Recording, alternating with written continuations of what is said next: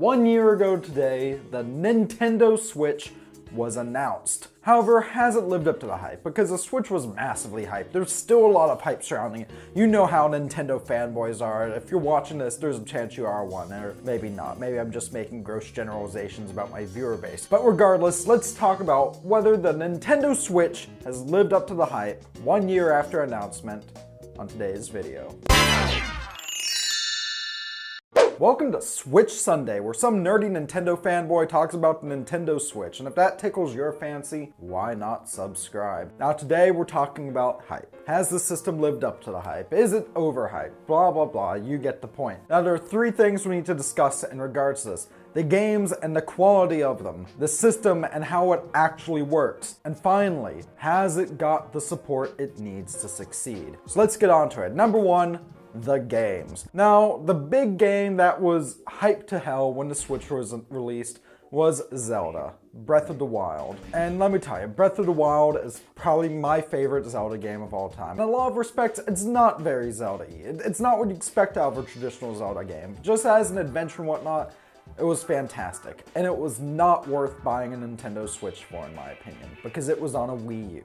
It was absolutely not worth buying a Switch just to play a game that I could already get on a platform I already own. Granted, the Wii U sold terrible, and as the initial trailer showed, there were a lot of games coming out. Some sort of Mario game, which we later found out was going to be Mario Odyssey. There's actual third-party support. I really don't give a damn about WWE or the NBA, but the fact that WWE 2K18, the NBA 2K18 are coming out on the Switch, that they are out, it's getting a lot of third-party games. However, let's be honest, the launch for the Switch was pretty disappointing. Bomberman R, cool. I love Bomberman, not worth paying for retail. 1-2 Switch, that should have been a pack-in. It has even less substance than Wii Sports did. Since then, there have been fantastic games, so many great games. Yeah, a lot of them were Wii U ports, such as Mario Kart 8 Deluxe, but let's be honest, it's HD Mario Kart on the go. There's been so many great indie shop games, like I can't talk enough about how much I love the likes of Mighty Gunvolt Burst, and Golf Story, and Blaster Master Zero, and Comico. There's more games coming out. There's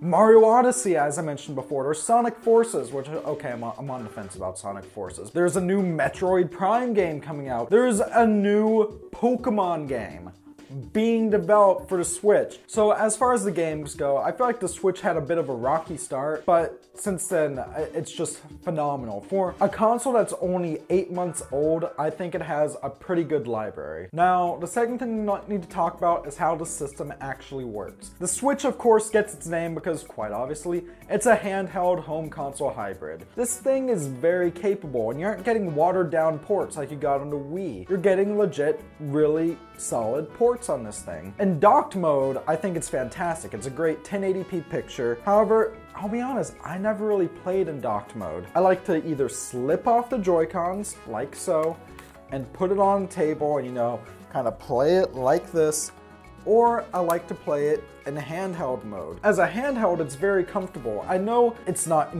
portable as portable as like, a Game Boy Pocket or whatever. I mean, this thing can't fit into a pocket. Well, it actually did fit in my pocket. Maybe I just have big pockets. But yeah, so this thing, I guess, can't fit into most people's pockets, even though it just fit into mine. But it's very comfortable. It's a nice sized tablet. Even if it can only do 720p tops, it's a very good looking 720p. Only real problem is it reminds me of the Sega Game Gear. And that's for two reasons. One, the aforementioned size. Granted, I like big handhelds. I like the Game Gear size. But the other thing is the battery life. The battery life on this thing sucks. Holy crap, does the battery life suck. I like to play this thing on my way to work and class every day, which means either I'm going to be playing it on the bus or I'm going to be playing it on a break. I need to recharge it at the end of every day, and that's probably, 2 hours, 2.5 hours max playtime. That's horrible. A Sega Game Gear could chop through 6 AA batteries in that time. And at the very least, this doesn't run AA's, but yeah, no, I think the battery life is awful. Besides the battery life, I think it's fantastic. I think it's definitely lived up to the hype as the handheld console hybrid. Now let's get on to the third point, support for this console. I see more and more publishers, whether they be big or small, joining in to make new Switch content every day, it seems. I remember just the other day I saw that Limited Run Games got approved to make games for the Nintendo Switch. I've talked about so many third-party games. Of course, there's Bethesda, there's 2K, there's Sega, there's Konami, and by extension Hudson Soft. And of course, you get all of the great, fantastic first-party Nintendo consoles. I think the Switch most definitely has lived up to the hype. Unless you want it purely as something to play on a long road trip, in which place you're better off with 3DS. But unless your type of gaming relies you to have a handheld with a decent battery life, yes, the Nintendo Switch has definitely lived up to the hype, but perhaps I'm full of so if I am, please let me know down in the comment section below. Or if you agree with me, let me know as well. So with that, thank you very much for watching. Stay classy. Remember to subscribe to Stuff We Play. Once again, if you like this type of stuff, I'm rambling now, and I will see you... Closer? Whoa, I tripped. Next time.